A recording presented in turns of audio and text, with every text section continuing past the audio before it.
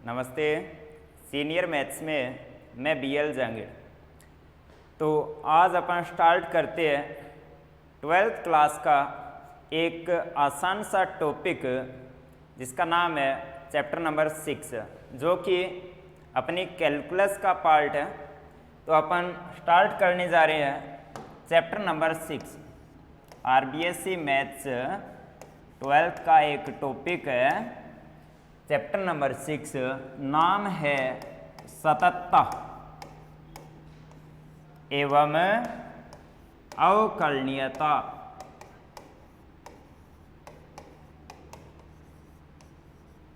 सततता एवं अवकलनीयता, इंग्लिश में बोलते हैं कंटिन्यूटी।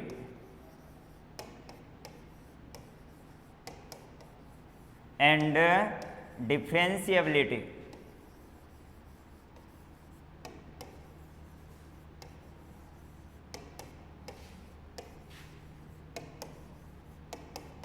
कंटिन्यूटी एंड डिफरेंशिएबिलिटी,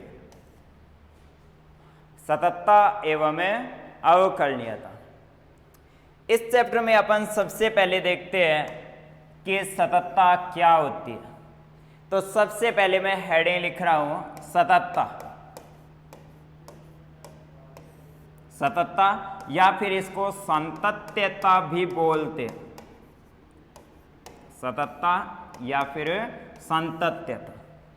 सबसे पहले अपन देसी में सततता का अर्थ देखते हैं कि सततता का अर्थ क्या होता है। तो सबसे पहले मैं लिख रहा हूं सततता का मीन। देसी में सततता का अर्थ क्या होता है? सततता का अर्थ होता है लगातार। सततता का अर्थ होता है लगातार, अर्थात यदि किसी फलन y बराबर fx का ग्राफ कहीं पर भी नहीं टूटता है तो वो एक सतत फलन कहलाता है। टॉपिक है सततता। सततता का अर्थ क्या होता है? देसी में अपन अर्थ बताते हैं क्या कि सततता का अर्थ है कि फलन का ग्राफ ना टूटे। यदि किसी फलन का ग्राफ अपने प्रांत के किसी भी बिंदु पर नहीं टूटता है तो वो फलन अपने प्रांत में क्या होगा? एक सतत फलन होगा।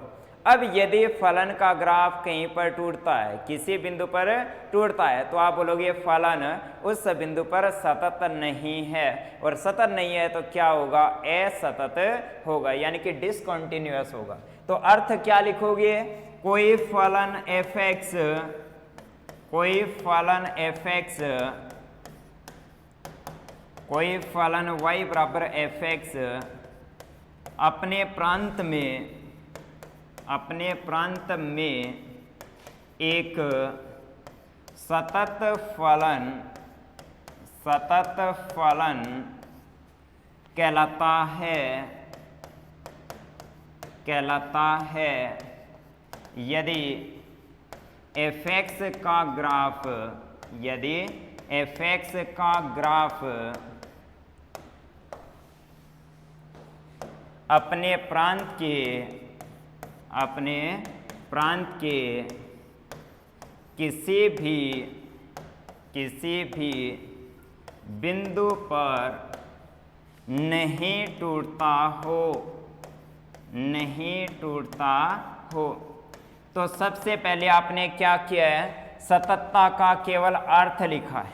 पेपर में अगर डेफिनेशन पूछे तो ये वाली नहीं लिखनी है, केवल मैंने अभी अर्थ बताया है। अर्थ क्या है? ग्राफ ना टूटे। अगर ग्राफ नहीं टूटता है तो वो फलन अपने प्रांत में क्या होगा? एक सतत फलन होगा। अब इस अर्थ के अनुसार अपन सतत फलनों के कुछ उदाहरण देख रहे हैं, यानी कि ग्राफ के आधार पर अपन सतत फलनों के उदाहरण लिख रहे हैं। जैसे मैं सबसे पहले एक उदाहरण लिख रहा हूँ और यहाँ पर लिख रहा हूँ कि y बराबर अचर, या फिर इस उदाहरण को लिख सकता हूं मैं ऐसे कि पहला उदाहरण लिख रहा हूं अचर फलन। पहला उदाहरण लिख रहा हूं मैं किसका? अचर फलन। और अचर फलन क्या होता है? y बराबर fx, और यदि fx का मान क्या हो? कांस्टेंट, और कांस्टेंट का मान है जैसे c, यानी कि c का मान क्या है? कांस्टेंट, जैसे 5 या फिर 6।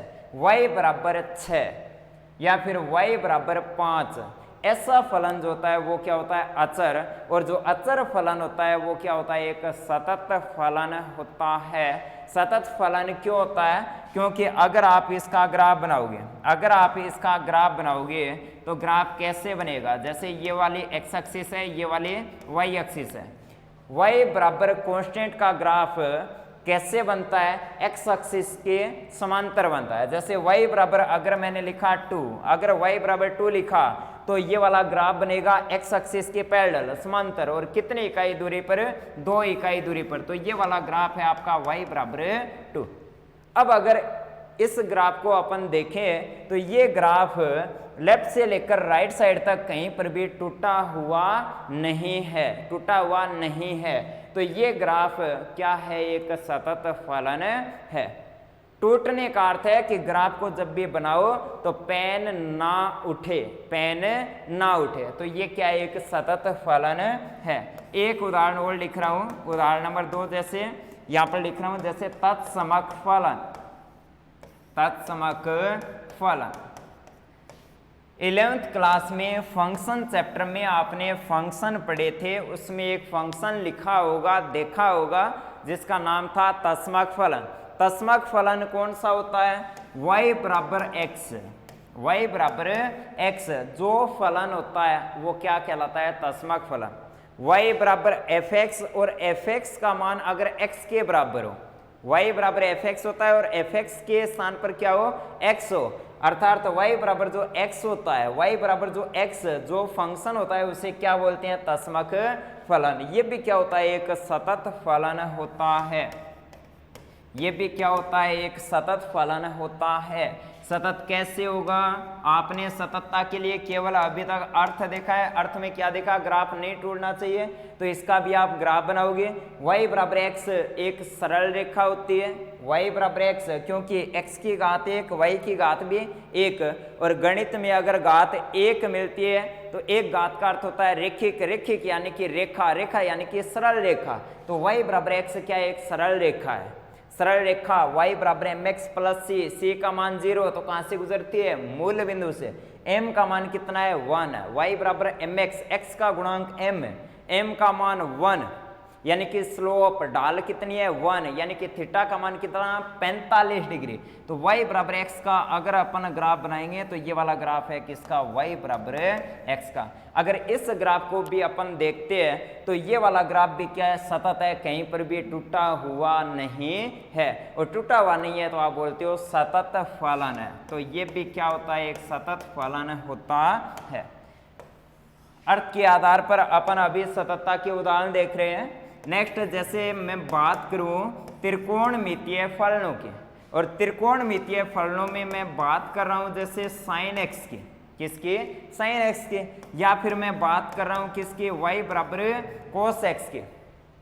तो ये जो फलन है, ये फलन अपने प्रांत में हमेशा क्या होते हैं, सतत होते हैं। क्यों होते हैं सतत, जैसे साइन का ग्राफ बनाना आप जानते हो, साइन 0 की वैल्यू, x का मान 0 तो साइन 0, साइन 0 की वैल्यू 0 तो y का मान भी 0, ग्राफ यहाँ से स्टार्ट होता है, ठीक है। और साइन π/2 की वैल्यू कितनी होती है, 1 होती है। तो ग्राफ, साइन का ग्राफ सभी जानते हो, साइन का ग्राफ इस प्रकार से बनता है।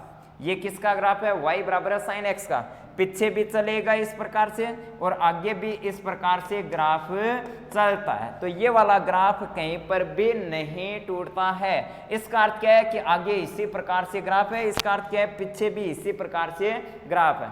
ये वाला ग्राफ कहीं पर भी नहीं टूटता। जैसे ग्राफ को आप बना रहे हो, पेन नहीं उठ रहा, ग्राफ नहीं टूट रहा और नहीं टूट रहा, तो ये क्या है, सतत फलन है। तो ये किसका है, साइन का ग्राफ। कोस का ग्राफ भी आप जानते हो, कोस का ग्राफ भी जानते हो। कोस 0 की वैल्यू कितनी होती है, 1 होती है। कोस 0 की वैल्यू कितनी होती है, 1। तो ग्राफ यहाँ से स्टार्ट, तो ये वाला ग्राफ होता है किसका, कोस का ग्राफ। इस प्रकार से चलता है, किसका ग्राफ है, y बराबर कोस का ग्राफ। ये वाला ग्राफ कहीं पर भी नहीं टूट रहा और नहीं टूट रहा, तो ये भी क्या है, एक सतत फलन है। ये भी सतत है, ये वाला भी क्या है, एक सतत फलन। अपन क्या देख रहे हैं, चैप्टर नंबर 6, नाम क्या है, सततता एवं अवकलनीयता। हेडिंग लिखी थी सततता, उसमें सबसे पहले सततता का अर्थ क्या होता है, ग्राफ ना टूटे। उदाहरण देख रहे हैं, अचर फलन, तत्समक फलन और त्रिकोणमितीय फलनों में अगर अपन उदाहरण के रूप में बात करें, जैसे साइन लिया है और क्या लिया है आपने, कोस लिया है, तो ये क्या है, सतत फलन है। इसी प्रकार अगर मैं बात करूं एक नेक्स्ट उदाहरण की, जैसे मैं उदाहरण लिखकर चल रहा हूं, उदाहरण नंबर 4 लिख रहा हूं कि y बराबर महत्तम पूर्णांक x, y बराबर महत्तम पूर्णांक x, ये वाला ग्राफ आप जानते हो 11th क्लास में अपन ने पढ़ा था y बराबर महत्तम पूर्णांक x। महत्तम पूर्णांक फलन क्या होता है, महत्तम पूर्णांक फलन के बारे में मैं शॉर्ट में यहाँ पर थोड़ा सा बता रहा हूँ, क्या कि महत्तम पूर्णांक फलन डिपेंड करता है किस पर, अंदर वाली राशि पर। किस पर डिपेंड करता है, अंदर वाली राशि पर। यहाँ पर लिख रहा हूँ अलग से नोट के रूप में,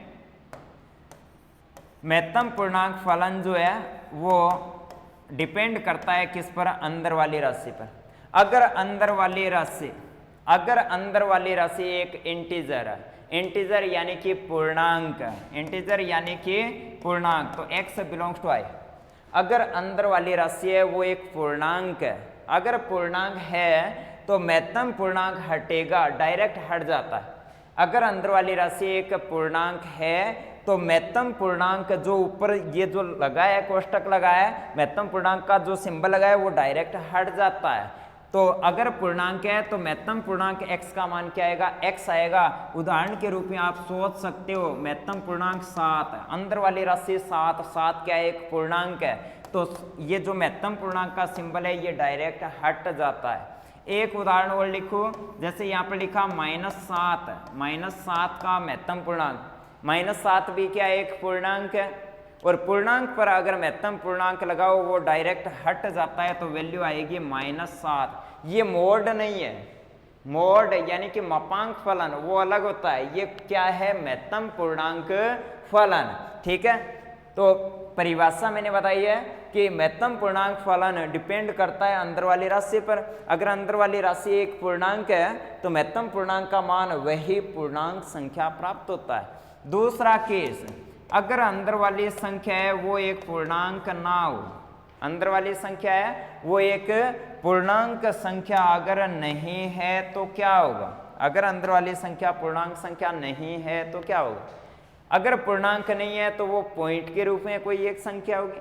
जैसे उदाहरण लिख रहा हूं यहाँ पर 7.1, जैसे उदाहरण लिख रहा हूं क्या, 7.1 या फिर -7.1। अगर पूर्णांक नहीं है तो वो पॉइंट के रूप में संख्या होगी। अगर पॉइंट के रूप में संख्या है तो वो संख्या किन्हीं दो लगातार पूर्णांकों के बीच में होगी। तो 7.1 किसके बीच में है, 7 और 8 के बीच में। किसके बीच में है, 7 और 8 के बीच में। -7.1 किसके बीच में है, देखो 7.1 किसके बीच में है, 7 और 8 के बीच में। 7 छोटा है, 7 से 7.1 क्या है, बड़ा है। ठीक है, तो -7.1 किसके बीच में होगा, -8 और -7 के बीच में। किसके बीच में, -8 और -7 के बीच में।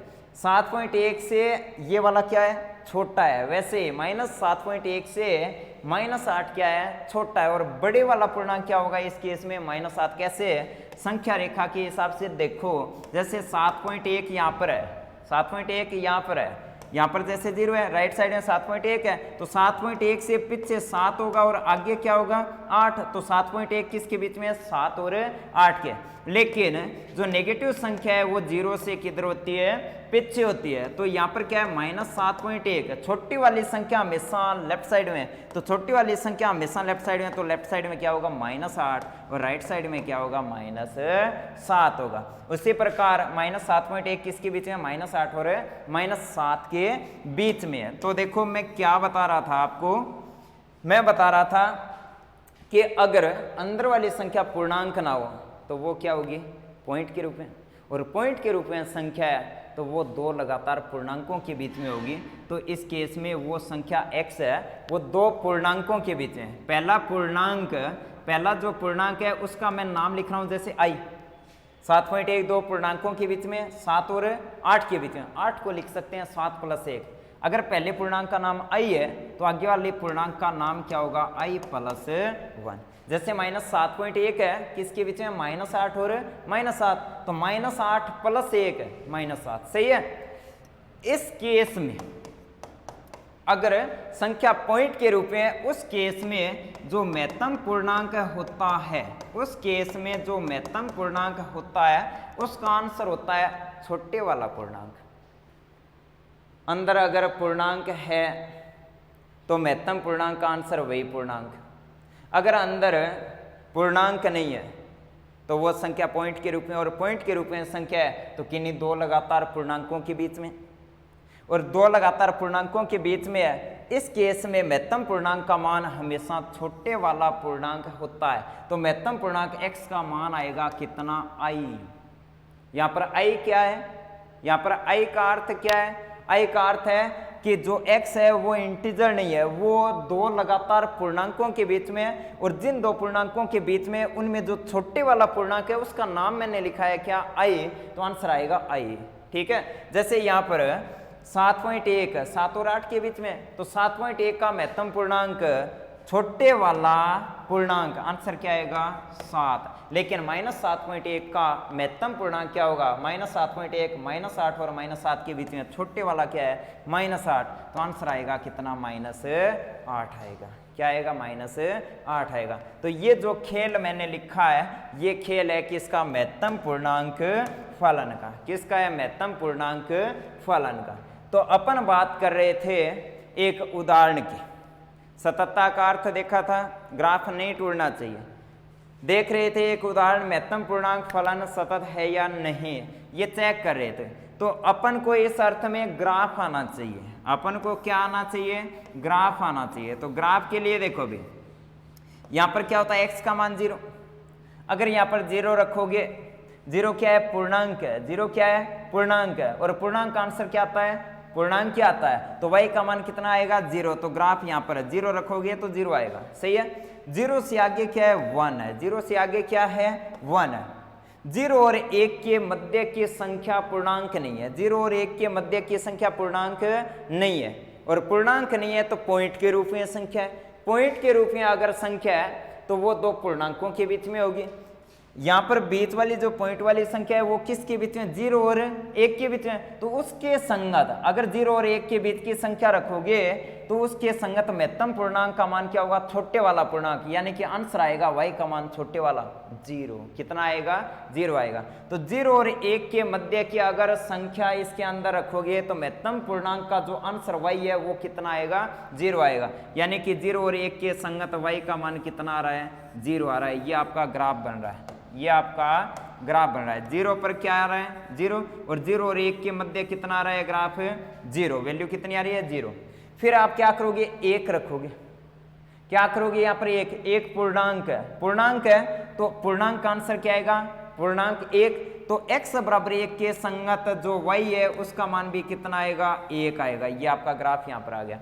फिर क्या करोगे, 1 से 2 के मध्य की संख्या, और 1 से 2 के मध्य की जो संख्या है वो पूर्णांक नहीं है। 1 से 2 के मध्य की संख्या अगर यहाँ पर रखोगे वो पूर्णांक नहीं है, वो किसके मध्य, 1 और 2 के मध्य, छोटे वाला पूर्णांक कौन है, 1। तो उन सब के संगत आंसर आएगा y बराबर 1। तो ग्राफ यहाँ पर आएगा। ये वाला ग्राफ आपने 11th क्लास में देखा था। जब 11th क्लास का वीडियो आएगा फंक्शन वाला चैप्टर, उसमें मैं ये वाला ग्राफ फिर से बताऊंगा। यहाँ पर अपन शॉर्ट में लिख रहे हैं, x बराबर 2 रखो है, 2 पूर्णांक है, और पूर्णांक के संगत महत्तम पूर्णांक का आंसर वही पूर्णांक है। 2 रखोगे तो y का मान भी 2, x 2 रखोगे तो y का मान भी कितना, 2। 2 और 3 के मध्य की संख्या पूर्णांक नहीं है, वो संख्या 2 और 3 के मध्य छोटी वाला पूर्णांक 2 है, तो आंसर आएगा कितना, 2। अब देखो y बराबर महत्तम पूर्णांक x का ग्राफ शॉर्ट में मैंने बनाया है, तो ग्राफ ये बन रहा है। यहाँ पर आ गया, फिर पेन उठाया, फिर यहाँ पर पेन उठाया, फिर यहाँ पर, ये वाला ग्राफ लगातार टूट रहा है। कहाँ पर टूटा है, 1 पर टूटा है, 1 पर उठाया, कहाँ पर टूटा है, 2 पर टूटा है, कहाँ पर टूट रहा है, 3 पर, यानी कि पूर्णांक बिंदुओं पर टूट रहा है। और टूट रहा है तो आप बोलोगे सतत नहीं है, तो आप बोलोगे कि ये वाला जो ग्राफ है महत्तम पूर्णांक फलन x जो है ये सतत नहीं है, सतत नहीं है। कहाँ पर, पूर्णांक बिंदुओं पर, कहाँ पर, पूर्णांक बिंदु। क्या देख रहे हो? चैप्टर नंबर 6 नाम है सततता एवं अवकलनीयता। स्टार्ट किया है सततता। सबसे पहले लिखा है सततता का अर्थ। अर्थ क्या होता है? ग्राफ ना टूटे। उदाहरण देख रहे हैं, अचर फलन ग्राफ नहीं टूटता, सतत है। तस्मक फलन ग्राफ नहीं टूटता, सतत है। त्रिकोणमितीय फलनों में साइन कोस देखा है, ग्राफ नहीं टूटता, सतत है। फिर एक उदाहरण लिया है, उदाहरण नंबर 4, महत्तम पूर्णांक फलन ग्राफ टूटता है। कहाँ पर? पूर्णांक बिंदुओं पर। तो आप बोलोगे पूर्णांक बिंदुओं पर सतत नहीं है, और सतत नहीं है तो क्या होगा? असतत होगा। तो ये तो अपन ने देखा है सततता का अर्थ, ये केवल समझाने के लिए था। लेकिन आपको क्वेश्चन कैसे करना है, 12th क्लास में क्वेश्चन कैसे आएगा और क्वेश्चन कैसे करना है वो अपन स्टार्ट करें। ये तो केवल अर्थ था, सततता का अर्थ समझाने के लिए। नेक्स्ट है सततता की परिभाषा। सततता की परिभाषा। नेक्स्ट है सततता की परिभाषा कि कोई एक फलन f(x) सतत कब होता है। चेक करना कि इस बिंदु पर सतत है या नहीं, तो उस क्वेश्चन को कैसे करेंगे। पीछे तो अपन ग्राफ देख रहे थे, अब आपको देखना है कि सततता चेक कैसे करते हैं, क्वेश्चन को कैसे करना है। तो यहाँ पर हेडिंग लिखी है सततता की परिभाषा। और 12th क्लास में 2 परिभाषाएं दी है। पहली परिभाषा तो सिम्मा की जो परिभाषा होती है उस पर डिपेंड करती है। तो पहली परिभाषा का नाम लिखें सिम्मा की अवधारणा पर आधारित सततता की परिभाषा। और दूसरी एक वैज्ञानिक थे जिनका नाम था कोशी, उन्होंने परिभाषा दी, तो उसका नाम होगा कोशी की परिभाषा। सततता की कोशी की परिभाषा। जो सेकंड परिभाषा है वो केवल परिभाषा दी है, इधर इसका यूज यहाँ पर नहीं है, इसका यूज होगा बीएससी में। Next class BSc first, second और थर्ड में जब अपन पढ़ेंगे तो वहाँ पर सेकंड परिभाषा का यूज होगा। तो अपन सबसे पहले सततता की फर्स्ट परिभाषा लिख रहे हैं, और वो डिपेंड करती है किस पर? सिम्मा पर। तो हेडिंग लिख रहा हूँ सिम्मा की अवधारणा पर आधारित। सिम्मा की अवधारणा पर आधारित सततता की परिभाषा। सततता की परिभाषा। सिम्मा की अवधारणा पर आधारित सततता की परिभाषा। इसमें देखो, आपको कोई एक फलन देगा, आपको कोई एक फलन देगा, जैसे है y बराबर f(x). क्वेश्चन बोलेगा कि ये वाला फलन अपने प्रांत के, कोई फलन होता है उसका प्रांत होता है और क्या होता है? पृष्ठ। वो फंक्शन डिफाइन होता है खुद के प्रांत में। तो जिस बिंदु पर सततता या फिर अवकलनीयता चेक करनी होती है वो प्रांत का ही बिंदु होता है। तो सबसे पहले कोई एक फलन देगा y बराबर f(x), पूछेगा प्रांत के किसी बिंदु x बराबर स्मॉल a पर सतत है या नहीं। चेक करना है प्रांत के किसी बिंदु x बराबर a पर सतत है या नहीं। तो मैं सबसे पहले जो सतत होने की जो कंडीशन है, जो परिभाषा है, वो परिभाषा लिख रहा हूं, फिर अपन बात करेंगे। तो यहाँ पर लिख रहा हूं कि कोई एक फलन दिया है, जैसे y बराबर f(x). सततता चेक करनी है, कहां पर चेक करते हो? प्रांत के किसी बिंदु। तो अपन लिखेंगे कोई फलन y बराबर f(x) अपने प्रांत के किसी बिंदु, अपने प्रांत के किसी बिंदु, जैसे मैं कोई एक बिंदु लेकर चल रहा हूं x बराबर a पर, x बराबर a पर सतत फलन होगा या फिर कहलाता है, सतत फलन होगा या फिर कहलाता है यदि एक कंडीशन। कोई फलन है y बराबर f(x), प्रांत का कोई एक बिंदु है x बराबर a, इस पर ये वाला फलन सतत होगा यदि का अर्थ है एक कंडीशन आएगी, वो कंडीशन संतुष्ट होने चाहिए, या फिर उस कंडीशन को लैंग्वेज के रूप में लिख सकते हैं। यदि x बराबर a पर fx की सीमा x बराबर a पर फलन के मान के बराबर हो। मैंने लैंग्वेज के रूप में लिख दी। कोई फलन fx है, बिंदु x बराबर a, उस पर सतत कब होगा? जब उस बिंदु पर लिमिट उसी बिंदु पर मान के बराबर हो। अर्थात इसको मैं गणितीय रूप में लिख रहा हूं। फलन fx, इस फलन की लिमिट, तो क्या लिखोगे? लिमिट किस बिंदु पर? x बराबर a बिंदु पर। a पर सततता चेक करनी है, तो फलन fx की x बराबर a पर लिमिट ये बराबर आनी चाहिए x बराबर a पर फलन fx के मान के। fa क्या है? x बराबर a पर फलन fx का मान। तो परिभाषा में क्या लिखा है? अगर पेपर में सततता की परिभाषा पूछे तो परिभाषा ये वाली लिखनी है। क्या लिखोगे? कोई फलन y बराबर fx अपने प्रांत के किसी बिंदु x बराबर स्मॉल a पर सतत फलन कहलाता है। कब? जब x बराबर a पर फलन fx की सीमा x बराबर a पर फलन के मान के बराबर हो। अर्थात x बराबर a पर फलन fx की ये क्या लिखी है आपने? सीमा लिखी है, बराबर होनी चाहिए x बराबर a पर फलन के मान के। अगर ये वाली कंडीशन संतुष्ट है तो आप बोलोगे फलन fx x बराबर a पर सतत होगा। अब अपन बात करते हैं इस सीमा की। क्वेश्चन करने के लिए ये वाली जो सीमा आपको दी है, इस सीमा को हल करना आपको आना चाहिए। 11th क्लास में अपन ने सीमा चैप्टर पढ़ा था। मैं नोट में एक्स्ट्रा लिख रहा हूँ 11th क्लास की बात, फिर इसको कंटिन्यू करेंगे अपन। ये जो लिमिट लिखी है इसको मैं यहाँ पर नोट में अलग से समझा रहा हूँ, क्योंकि अपन ने पढ़ा था कहाँ पर? 11th क्लास में। ये जो लिमिट लिखी है, limit x tends to a fx, इस लिमिट का अर्थ क्या है?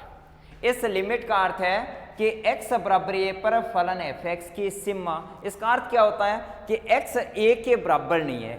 x tends to a, tends to a का अर्थ है कि x a की ओर अग्रसर है, x a की ओर जा रहा है, x a की ओर जा रहा है, x a तक पहुंचा नहीं है, पहुंचने वाला है। अगर x a पर पहुंचने वाला है उस कंडीशन में फलन fx का मान, अगर a पर पहुंच जाता है तब तो फलन का मान क्या होगा? fa। यहाँ पर पहुंचा नहीं है, पहुंचने ही वाला है। अगर पहुंचने ही वाला है उस केस में फलन का मान, तो आप बोलोगे कि फंक्शन, अगर आपको a तक पहुंचना है, अगर x a तक पहुंच रहा है तो x के a तक पहुंचने के कितने रास्ते होंगे? 2 रास्ते होंगे। या तो x लेफ्ट साइड से पहुंच रहा है या फिर x राइट साइड से पहुंच रहा है। इसको मैं उदाहरण के रूप में लिख रहा हूं। a के स्थान पर जैसे मैं लिख रहा हूं 2, x tends to a, x a तक पहुंचने वाला है। उसी प्रकार यहां पर जैसे मैं उदाहरण के रूप में लिख रहा हूं x टेंड्स टू 2, x 2 तक पहुंचने वाला है, x पहुंचने वाला है 2 तक, पहुंचा नहीं है। तो x 2 से या तो 2 तक पहुंचने के लिए या तो x लेफ्ट साइड से 2 तक जा रहा है या फिर राइट साइड से 2 तक जा रहा है। अगर x लेफ्ट साइड से 2 तक जा रहा है तो x थोड़ा सा पीछे, तो क्या हो सकता है? 1.9 हो सकता है, 1.92 हो सकता है, 1.93 हो सकता है। किसका मान है? x का मान है। अगर x राइट साइड से 2 तक पहुंच रहा है तो x का मान कितना हो सकता है? 2.1 हो सकता है। x किधर है? राइट साइड में है, तो x का मान 2 से थोड़ा सा राइट साइड में 2.1 हो सकता है। यानी कि अगर आप a की बात कर रहे हो, और x लेफ्ट साइड से इधर पहुंच रहा है तो x a से क्या होगा? थोड़ा सा कम, और थोड़ा सा कम है तो a में से कुछ हटा दिया, h हटा दिया, और h को लिख रहे हो न के बराबर संख्या। अगर x राइट साइड से a तक पहुंच रहा है तो x का मान a से राइट साइड में क्या हो सकता है? a प्लस h हो सकता है, और h क्या है? न के बराबर संख्या। किसका मान है? x का मान। यानी कि limit x tends to a fx है, इसका अर्थ है कि जब x a की ओर अग्रसर हो उस केस में फलन fx का मान, x के a की ओर अग्रसर होने के कितने केस? 2 केस। कौन कौन से? जब x बाईं तरफ से a तक पहुंच रहा है और x दाईं साइड से a तक पहुंच रहा है। अगर x बाईं साइड से a तक पहुंच रहा है उस केस में जो इसका आंसर आएगा उसका नाम होता है लेफ्ट हैंड लिमिट, और x राइट साइड से a तक पहुंच रहा है उसका नाम होता है राइट हैंड लिमिट। अगर x थोड़ा सा पीछे है, अगर x a तक पहुंच रहा है और थोड़ा सा पीछे है तो x का मान कितना होगा, a से थोड़ा सा पीछे a माइनस एच, यानी कि बाईं सीमा के लिए जो x का मान होता है वो होता है a माइनस एच। और दाएं साइड से पहुंच रहा है तो x का मान क्या होगा, a प्लस एच, तो यहाँ पर लिखोगे x बराबर a प्लस एच। इसमें पुट करो, इसमें पुट करो। अगर अपन ये वाला इसमें पुट करते हैं तो x के स्थान पर क्या रखोगे, a माइनस एच। मैं रफ में लिख रहा हूँ, क्या आएगा, लिमिट x के स्थान पर क्या रखोगे, a माइनस एच, फिर टेंस टू a से a हटा दिया, a से a हटा दिया, क्या आएगा, minus h tends to zero. इसका अर्थ है माइनस एच जीरो के लगभग बराबर है, टेंस टू यानी कि जीरो के पास पहुंचने वाला है, माइनस एच जीरो के बराबर है। जैसे माइनस 0.006 ये किसके बराबर है, लगभग जीरो के। तो अगर माइनस वाला जीरो के बराबर है तो इस माइनस को हटा दें तो ये भी क्या होगा, लगभग जीरो के बराबर। तो इसको अपन लिख सकते हैं h टेंस टू जीरो, यानी कि ये जो लिमिट वाला सिस्टम है इसमें अगर बाईं सीमा की कंडीशन लगाओगे तो यहाँ पर सॉल्यूशन क्या आएगा, limit h tends to zero. ठीक है, बाईं ओर से अगर पहुंच रहा है उस केस में x का मान a माइनस एच, तो x के स्थान पर आप क्या रख रहे हो, a माइनस एच। ठीक है, अब यदि x दाईं तरफ से a तक पहुंच रहा है उस केस में x के स्थान पर क्या रखना है आपको, x के स्थान पर क्या रखना है आपको, a प्लस एच। अगर a प्लस एच रखोगे तो a प्लस एच, a से a cancel, h tends to zero, तो क्या आएगा, limit h tends to zero. फिर f ऑफ x के स्थान पर क्या रखोगे, a प्लस एच। तो आपने क्या किया है, दो काम किए, एक तो बाईं सीमा ज्ञात की है और एक दाईं सीमा। इसका नाम क्या है, बाईं सीमा, और इसका नाम क्या है, दाईं सीमा। ठीक है, आप नोट में लिख रहे हो जो कि 11th क्लास में था। इसका अर्थ क्या होता है, इसका अर्थ होता है सीमा। किसी फलन f(x) की x बराबर a पर सीमा विद्यमान कब होती है, सीमा विद्यमान कब होती है, चाहे x बाईं ओर से पहुंचे या फिर दाईं ओर से पहुंचे। अगर दोनों केस की जो सीमा ज्ञात करे हो, इसका नाम बाईं सीमा है, इसका नाम क्या है, दाईं सीमा। अगर दोनों सीमाएं बराबर है, अगर बाईं सीमा और दाईं सीमा दोनों बराबर है उस केस में आप बोलते हो कि फलन f(x) की सीमा विद्यमान होगी। नीचे लिख रहा हूं कि अब यदि ये जो नोट है आपका 11th क्लास का, ये नोट ही लिख रहा हूं। अब यदि लेफ्ट हैंड लिमिट बराबर राइट हैंड लिमिट, तब limit x tends to a f(x) विद्यमान होगी। ये खेल था 11th क्लास में। 11th क्लास का जो नोट है उसको मैं फिर से बता रहा हूँ। Limit x tends to a f(x), question है कि फलन f(x) की x बराबर a पर सीमा ज्ञात करो या फिर चेक करो कि सीमा विद्यमान है क्या। अगर विद्यमान है तो उसका मान क्या है, चेक करना। तो इसके लिए आप क्या करते हो, हमेशा दो काम करते हो। सबसे पहले बाईं सीमा ज्ञात करते हो, फिर दाईं सीमा। बाईं सीमा का अर्थ क्या होता है, जिस बिंदु पर पहुंचना है उससे थोड़ा सा पीछे मान, कहां पर पहुंचना है, a पर, a से थोड़ा सा पीछे, यानी कि a माइनस एच पर आपने क्या किया है, मान ज्ञात किया है। ये क्या है, ये तो h के बारे में बताया कि h क्या है, न के बराबर संख्या। आप बाईं सीमा ज्ञात करते हो। फिर दूसरा काम है जिस बिंदु पर पहुंचना है उस पर दाईं सीमा। दाईं सीमा का अर्थ है थोड़ा सा आगे मान, यानी कि a पर सीमा ज्ञात करनी है तो a से थोड़ा सा आगे फलन का मान। ये क्या है, h के बारे में बताया। अगर बाईं सीमा और दाईं सीमा, अब यदि बाईं सीमा और दाईं सीमा अगर बराबर आती है तो आप बोलते हो फलन f(x) की सीमा क्या है, विद्यमान है। और उसका मान क्या होगा, उसका मान बाईं सीमा और दाईं सीमा का जो मान बराबर आता है वही मान सीमा का मान होता है। ये वाला खेल आपने 11th क्लास में देखा था, 11th क्लास में आपने देखा था। अब अपन कंटिन्यू करते हैं। अब अपन सततता वाला जो टॉपिक आपने बीच में छोड़ा है वो अपन कंटिन्यू करते हैं। तो आओ भाई, अपन ने देखा था सीमा की अवधारणा पर आधारित सततता की परिभाषा। क्या लिखा, कोई फलन f(x) प्रांत के किसी बिंदु पर सतत फलन होगा या फिर कहलाता यदि एक्स बराबर ए पर सिम्मा, एक्स बराबर ए पर मान के बराबर। अब आपको पता है कि सिम्मा के लिए आपको कितने काम करने हैं, 2 काम करने हैं। कितने काम करने हैं, 2 काम करने हैं। या तो डायरेक्ट सिम्मा फलन के मान के बराबर देख लो, या फिर सिम्मा को कैसे चेक करते हो, 2 काम, बाईं सिम्मा ज्ञात करते हैं और दाईं सिम्मा। तो फलन सिम्मा के लिए आप क्या करोगे, बाईं सिम्मा ज्ञात करोगे और क्या करोगे, दाईं सिम्मा ज्ञात करोगे। अगर ये दोनों सेम सेम है तो आप जो सेम सेम मान आएगा वो मान क्या होगा, फलन की सिम्मा, और बराबर क्या होना चाहिए, एफ ऑफ 1। ये वाला काम अगर करते हो तब तो बोलते हो कि आपने सिम्मा ज्ञात किया, और सिम्मा को अगर फलन के मान के बराबर कर देते हो, केवल इतना काम करते हो, तब तो आप बोलते हो फलन एफ एक्स की सिम्मा विद्यमान है। और अगर जो सिम्मा है वो फलन के मान के बराबर आ जाए तब आप बोल देते हो कि फलन एफ एक्स की ए पर सतत, जो फलन एफ एक्स है वो ए पर क्या है, सतत है। तो सततता के लिए आपको कितने काम करने हैं, 3 काम करने हैं। सिम्मा फलन के मान के बराबर, सिम्मा के लिए कितने काम, 2 काम, बाईं सिम्मा बराबर क्या होनी चाहिए, दाईं सिम्मा, और सिम्मा बराबर किसके, फलन के मान के। अगर बराबर आ रही है इसके तो क्या बोलोगे, सतत। इसको फिर से लिख रहा हूं, जो लेफ्ट हैंड लिमिट होती है इसका सूत्र होता है लिमिट h टेंड्स टू 0। एक ही बात है तो a से थोड़ा सा पीछे मान, ये बाईं सीमा का सूत्र। फिर बराबर राइट हैंड लिमिट का सूत्र होता है limit h tends to 0।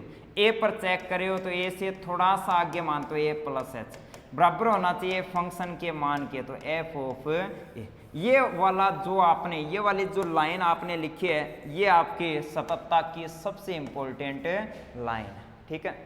Question होगा एफ एक्स की x बराबर 5 पर सततता का परीक्षण करो, तो सबसे पहले क्या करोगे, बाईं सीमा, फिर दाईं सीमा, फिर 5 पर फलन का मान ज्ञात करो। तीनों सेम है तो सतत है, वरना नहीं है, ठीक है। एक बात और, ये जो बाईं सीमा है, इस बाईं सीमा को कभी कभार इस प्रकार से भी लिख देते हैं F of A minus, minus का अर्थ है थोड़ा सा पीछे मान। जो दाईं सीमा है इसको कभी कभार एफ ऑफ ए प्लस भी लिख देते हैं, यानी कि ए से थोड़ा सा आगे मान, फंक्शन का जो मान है उसको एफ ए लिखते हैं, ठीक है। इसको कई बार ऐसे भी लिखते हैं एफ ऑफ ए माइनस 0, दाईं सीमा को एफ ऑफ ए प्लस 0 लिखते हैं, और फंक्शन के मान को एफ ऑफ ए भी लिख देते हैं। ये क्या है, एक्स्ट्रा है, लिखने का तरीका है, ठीक है। तो सततता के लिए कितने काम, 3 काम, किसी बिंदु पर बाईं सीमा, दाईं सीमा और फलन का मान ज्ञात करते हो। तीनों सेम सेम है तो उस बिंदु पर क्या होगा, फलन सतत होगा, उस बिंदु पर क्या होगा, फलन सतत होगा, ठीक है। अब नेक्स्ट मैं एक नोट लिख रहा हूं, वो देखो, यदि किसी बिंदु पर फलन एफ एक्स की बाईं या दाईं सीमा का मान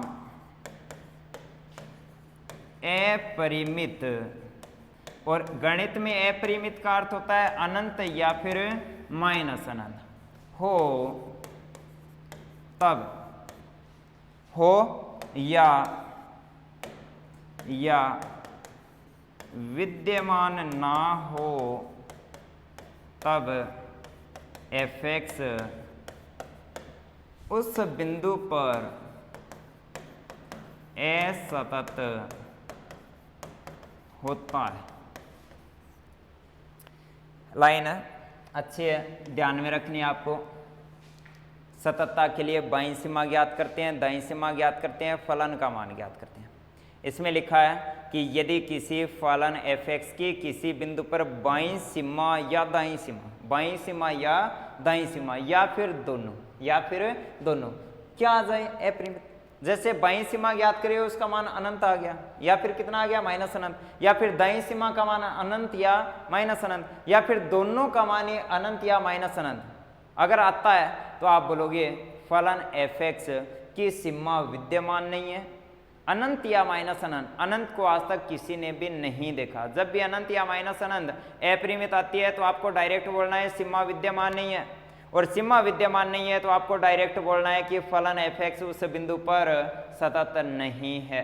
और दूसरे केस में एक लाइन और लिखिए कि अगर सीमा या विद्यमान ना हो, यहां पर ना है, का मान अपरिमित हो या विद्यमान ना हो, या सीमा विद्यमान ना हो। जैसे क्वेश्चन आ गया कि लिमिट, जैसे बाई सीमा ज्ञात कर रहे हो, limit h tends to 0 sine of 1/h आ गया। जैसे लिमिट ज्ञात कर रहे हो, h का मान 0 रखा तो क्या आ रहा है यहाँ पर साइन ऑफ अनंत, और साइन अनंत का मान क्या होता है आपको पता नहीं, आपको केवल इतना आइडिया है कि -1 और +1 के बीच में होता है। इसकी फिक्स वैल्यू क्या है आपको पता नहीं, और पता नहीं फिक्स मान क्या है पता नहीं, तो आप बोलोगे सीमा विद्यमान नहीं है। ये वाला मैं बोल रहा हूं। तो दूसरे केस में आपने बोला है कि अगर सीमा विद्यमान ना हो तब वो फलन उस बिंदु पर सतत नहीं होता है। क्या बोला है मैंने इस नोट में, क्या बोला है? दो बातें बताई है। पहले कि अगर लिमिट ज्ञात करे हो वो अपरिमित आ जाए, बाईं सीमा या दाईं सीमा अपरिमित, अपरिमित का अर्थ है अनंत या फिर माइनस अनंत, तो डायरेक्ट बोलना है सीमा विद्यमान नहीं, और विद्यमान नहीं तो उस बिंदु पर सतत नहीं है। दूसरे केस में अगर आ जाए सीमा विद्यमान नहीं, विद्यमान नहीं कैसे? जैसे बाईं सीमा ज्ञात कर रहे हो और उसका फिक्स पता नहीं है कि मान कितना है, मान कितना है -1 और +1 के बीच में, अब कहाँ पर मान है पता नहीं। अगर ऐसा केस है तो डायरेक्ट बोलोगे सीमा विद्यमान नहीं, और विद्यमान नहीं तो क्या बोलोगे असतत है। ठीक है, नेक्स्ट अपन देख रहे हैं एक क्वेश्चन, सेम लिखकर चल रहा हूं, तस्मक फलन। ये वाला उदाहरण अपन ने देखा था कि तस्मक फलन सर्वत्र क्या होता है, सतत होता है, और तस्मक फलन क्या था, y बराबर x था। ये क्या होता है, सतत होता है। चेक करना है, जैसे इसको चेक करना है x बराबर 2 के लिए सततता का परीक्षण करो। बिल्कुल इजी सा क्वेश्चन लिखकर चल रहा हूं, x बराबर 2 पर तस्मक फलन को चेक करना है सतत है क्या। सततता का जो अर्थ देखा था उसमें अपन ने ग्राफ से देखा, ग्राफ टूटता नहीं है तो ये सतत है, तो 2 पर भी क्या होगा, सतत होगा। अब 12th क्लास में जो क्वेश्चन आता है वो इस प्रकार से आएगा, एक फंक्शन देगा फिर एक बिंदु होगा, उस बिंदु पर सततता का परीक्षण करना। कैसे करोगे वो पैटर्न लिख रहा हूं। तो सबसे पहले आप लिखोगे फलन, तो y बराबर x नंबर 1, कहां पर चेक करना है वो बिंदु लिखोगे, तो x बराबर 2 के लिए। अगर सततता का परीक्षण करना है तो 3 काम करने हैं। पहला काम बाईं सीमा, दूसरा दाईं सीमा, तीसरा फलन का मान। तो x बराबर 2 के लिए सबसे पहले बाईं सीमा सूत्र लिखोगे, h टेंड्स टू 0 f हो, 2 पर चाहिए तो 2 से थोड़ा सा पीछे, तो 2 - s, क्या आ रहा है, लिमिट h टेंड्स टू 0। अगर अंदर इसका अर्थ क्या है, y बराबर x किसके बराबर होता है, fx के स्थान पर, तो इसको लिख सकते हो क्या, y बराबर fx, और fx के स्थान पर क्या है, x है। तो अगर fx में अंदर x है तो वैल्यू भी कितनी x, अंदर 2 - h है तो वैल्यू कितनी आएगी, 2 - h। लिमिट का क्वेश्चन है, और लिमिट के क्वेश्चन को कैसे हल करते हो 11th में देखा था। अपन हल करने के लिए डायरेक्ट लिमिट रख देते हैं। डायरेक्ट लिमिट कब रखते हैं, जब उसका फिक्स मान आए। लिमिट के क्वेश्चन को हल करने के लिए लिमिट की वैल्यू रख देते हैं, h के स्थान पर 0 रख देते हैं। कब रखते हैं, जब डायरेक्ट मान आए। तो कब नहीं रखते, कब नहीं रखते डायरेक्ट, जब अनिर्धारीय रूप प्राप्त हो। कब नहीं रखते, जब अनिर्धारीय रूप प्राप्त हो। और अनिर्धारीय रूप कितने प्रकार के होते हैं, 7 प्रकार के होते हैं। कौन कौन से, 0/0, अनंत बटा अनंत, अनंत गुणा 0, अनंत माइनस अनंत, फिर 1 की पावर अनंत, अनंत की पावर 0, 0 की पावर 0, 1 2 3 4 5 6 और 7। लिमिट के क्वेश्चन को हल करने के लिए डायरेक्ट लिमिट रख देते हो। कब, जब अनिर्धारीय रूप प्राप्त ना हो, एक फिक्स मान प्राप्त हो। कब नहीं रखते, जब इन सातों में से कोई एक प्राप्त हो जाता है तब डायरेक्ट लिमिट नहीं रखते, तो क्या करते हो, थोड़ा सा हल करते हैं। क्या करते हो, थोड़ा सा हल करते हैं। ठीक है, तो अब अपन देखेंगे इस क्वेश्चन को हल कर रहे हैं। कैसे हल करते हैं, लिमिट रखो, फिक्स मान आएगा कितना, 2। तो यहाँ पर लेफ्ट हैंड लिमिट का जो मान है h के स्थान पर 0, तो वैल्यू आएगी 2। नाम दे दिया इक्वेशन नंबर 2। ठीक है, नेक्स्ट दाईं सीमा ज्ञात करते हैं। तो दाईं सीमा का सूत्र क्या होता है, limit h tends to 0 f हो। 2 पर चेक करना है तो थोड़ा सा आगे यानी कि plus limit h tends to 0, x के स्थान पर 2 + h, फंक्शन है fx बराबर x, तो 2 + h। ये वाली लिमिट रखोगे, वैल्यू कितनी आ रही है, 2 आ रही है। तो यहाँ पर 2 किसका मान है, राइट हैंड लिमिट का, इक्वेशन नंबर 3। फिर तीसरा काम क्या होता है, 2 पर फलन का मान, अगर अंदर 2 है तो फंक्शन का आंसर भी 2, इक्वेशन नंबर 4। क्या बोलोगे, समीकरण 2, 3 व 4 से, 2, 3 व 4 से x बराबर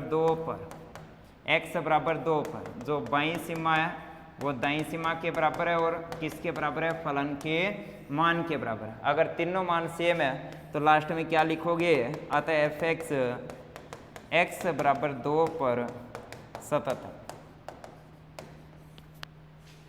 ठीक है, तो आज की क्लास में अपन ने क्या पढ़ा, थोड़ा सा रिपीट कर रहा हूँ।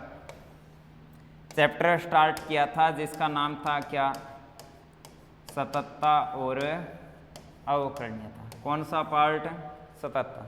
सबसे पहले क्या देखा, अर्थ देखा। अर्थ क्या देखा, ग्राफ टूटे नहीं, ये सततता का अर्थ था। फिर सततता की परिभाषा, कौन सी परिभाषा, नंबर 1 कौन सी थी, सीमा की अवधारणा पर fx a पर सतत होगा यदि a पर लिमिट किसके बराबर हो, मान के। लिमिट 2 प्रकार की, तो कितने काम होते हैं इसमें, बाईं सीमा, दाईं सीमा और फलन का मान। ठीक है, ये वाला केवल इतना ही पार्ट अपन ने आज पढ़ा था। उसके बाद में सततता का एक उदाहरण देखा था। ठीक है, सततता के बारे में और जो महत्वपूर्ण जानकारियाँ हैं, और संवर्त अंतराल विवर्त अंतराल में सततता कैसे चेक करते हैं, सततता के उदाहरण, असततता के उदाहरण, ये वाला पार्ट अपन देखेंगे नेक्स्ट क्लास में।